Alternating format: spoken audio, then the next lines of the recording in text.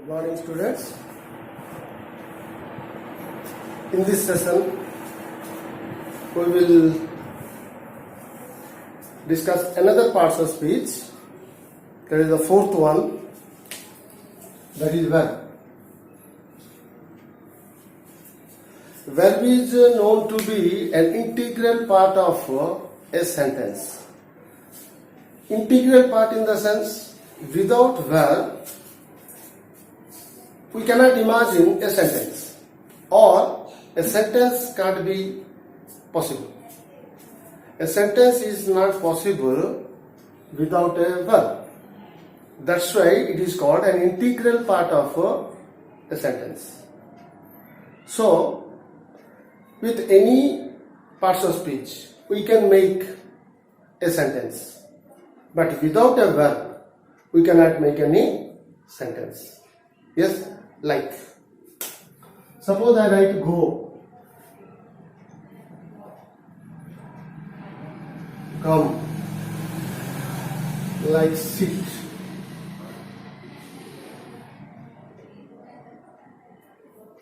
like wait. If there is a full stop, then it can be called a sentence. Go means it's a sentence. So there is only a verb and which makes a sentence. So this is a different type of sentence that is known as imperative sentence. But an imperative sentence is possible without any other parts of speech but a verb. So verb is called an integral part of a sentence. Okay? So, and verb is known to be an action word.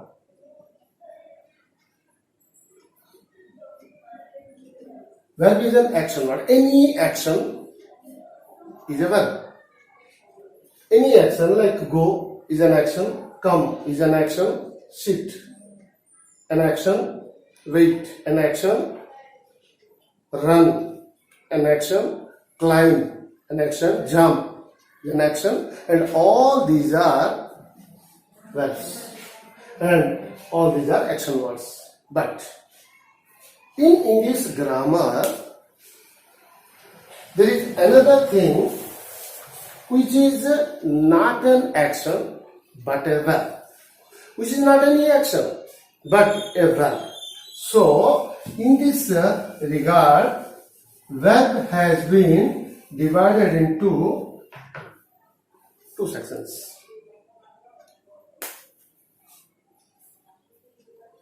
If we divide into two, then there comes two types of verbs. That is, one is action, another is non-action. And action words, the verbs which are related to action, they are called main verbs. And non-actions are called helping or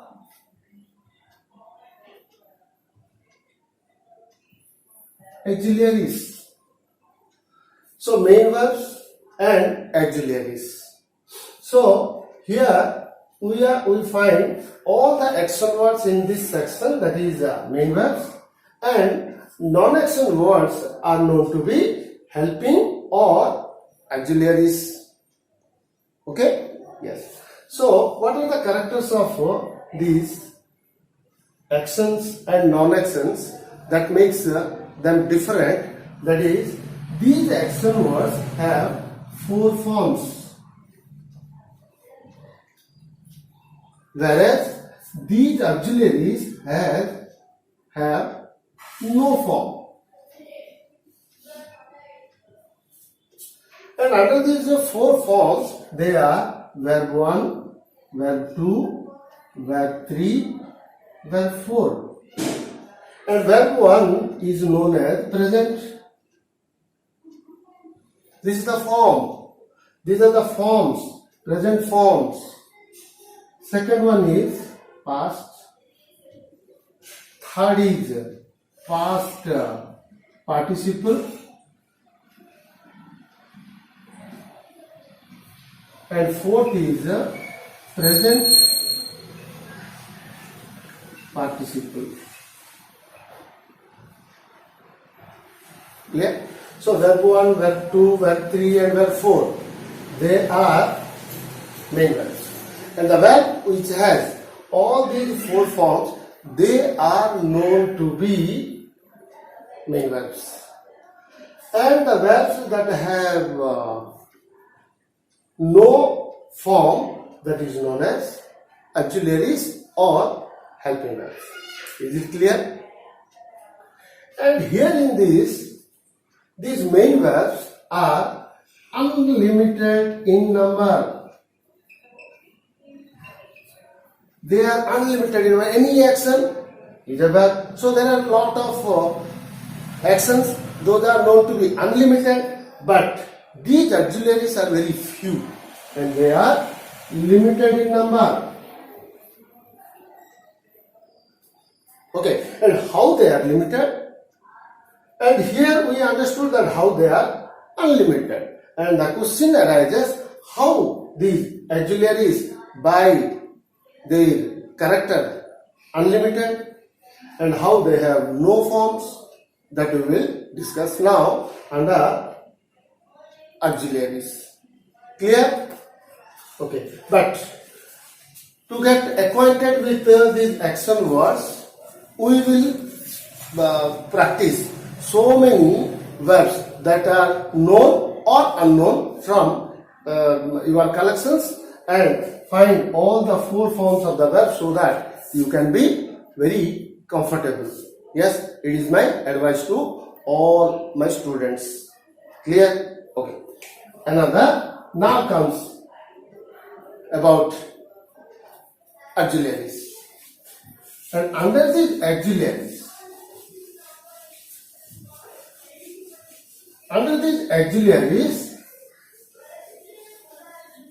they are very limited, as we discussed.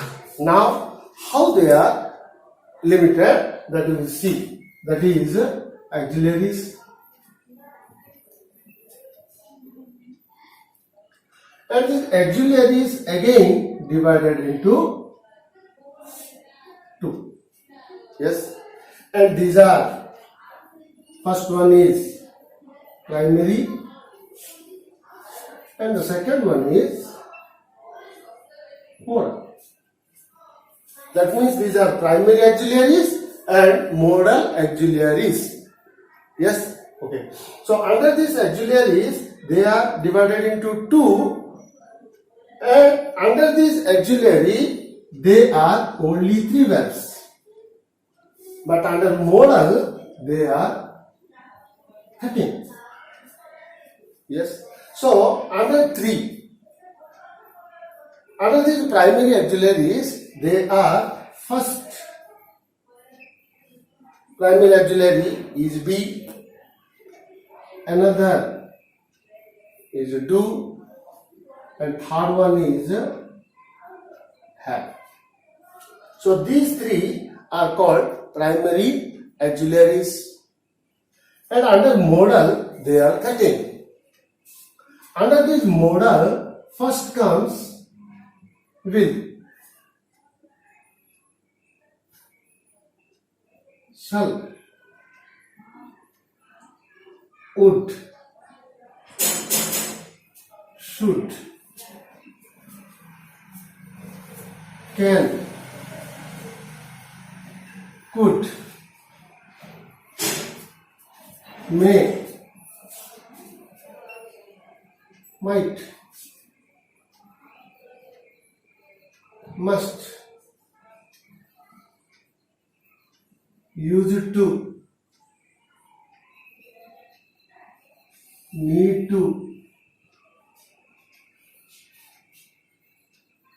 dare, ought to. These are 13. 1, 2, 3, 4, 5, 6, 7, 8, 9, 10, 11, 12 and 13. They are 13 in number, the modals, and under primary they are 3. So total is 15. So in English grammar, 16. 13 plus 3 total 16. So under English grammar they are limited. Yes, but the uses are many. How? Here under B. And another question arises here, why these primaries are different from these modals, and why under being auxiliaries, how they are different and how they are different by the characters and uses. That becomes very important. Okay, so under B there are forms of B verb, that is like am, is, are, was, were, be, been and being. These are the forms of be verb. The same way under do, they are do, does, did, done and doing. Yes, and under have, they are have, has, had and having. Okay, but earlier we have discussed that auxiliaries have no forms, but there are some verbs, there are some auxiliaries which have forms. That means here under primary auxiliaries be, do and have forms of their own, but they can be used as a helping verb and a main verb. They can be used as a main verb and as a helping verb. Okay, but these modals can never be used as a main verb, and that is the only difference. That is the only difference between these primaries and modals. Is it clear? Okay. Now, how these are used in different ways? One is main verb, another is helping verb. With some examples, you can understand. Yes. So, we will try some examples of primary auxiliaries. Under the primary auxiliaries, suppose we will take is. So, he is my friend. Another sentence, he is going to market. So in the first sentence, is, how is used? Here is the only verb in the sentence. So in this sense, this is main verb,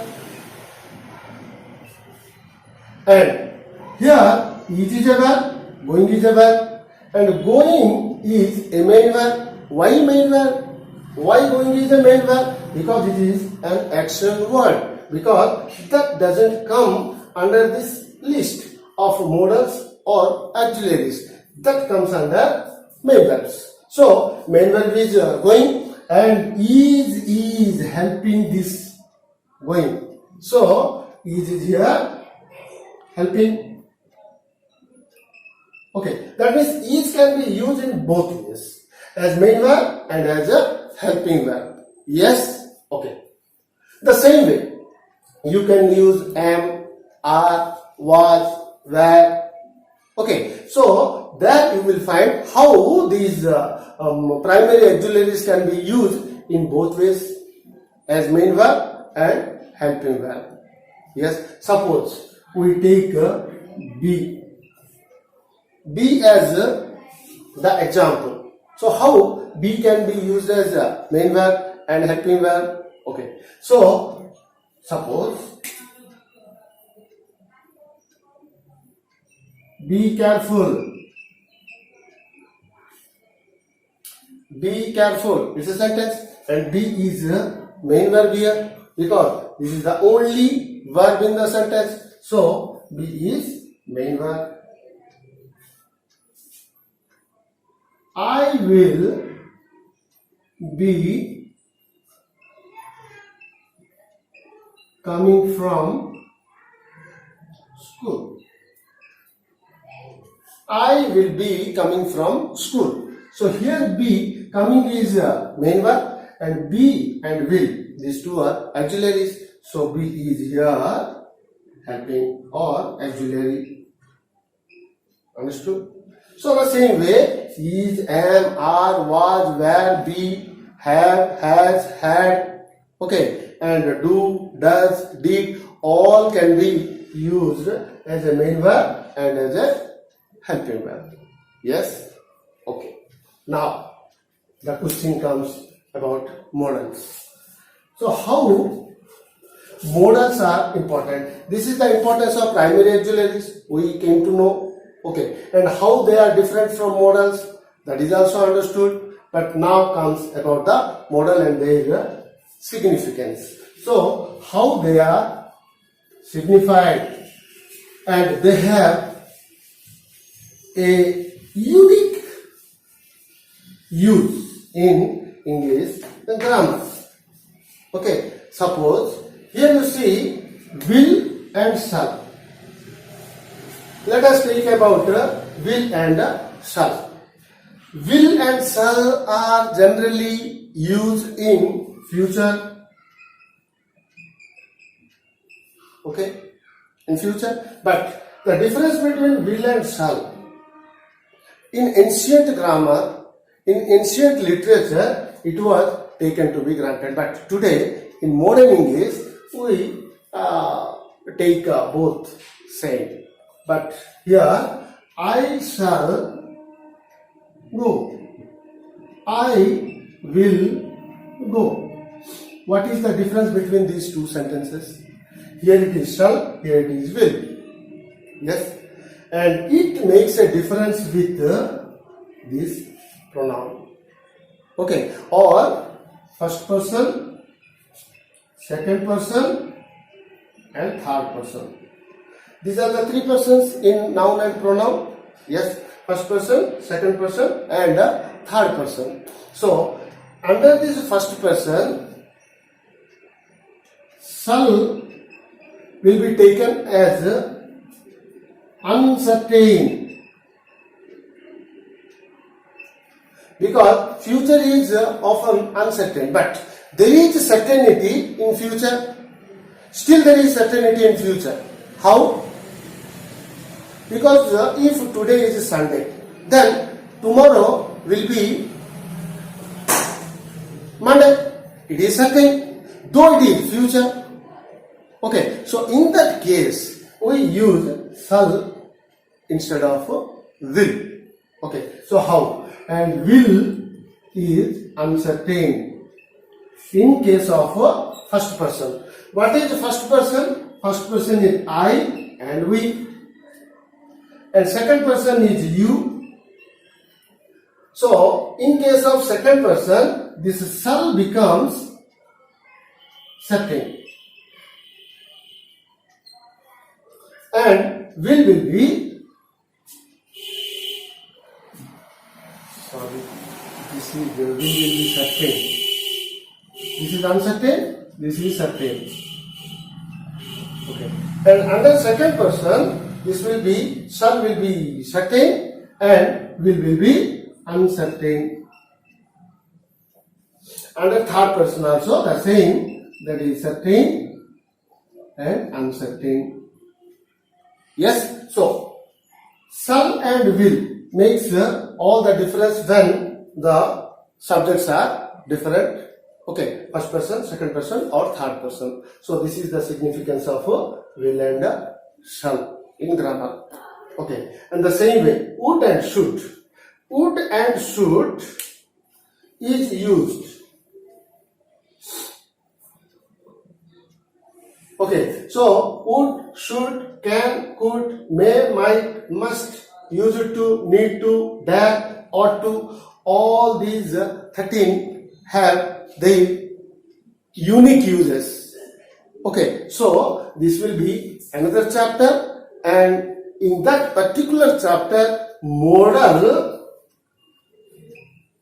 we will discuss the different uses and in different meanings how these modals can be used. Okay, understood? So you concentrate on this primary auxiliaries so that you will be acquainted with so many main verbs and their uses. Till then, thank you very much.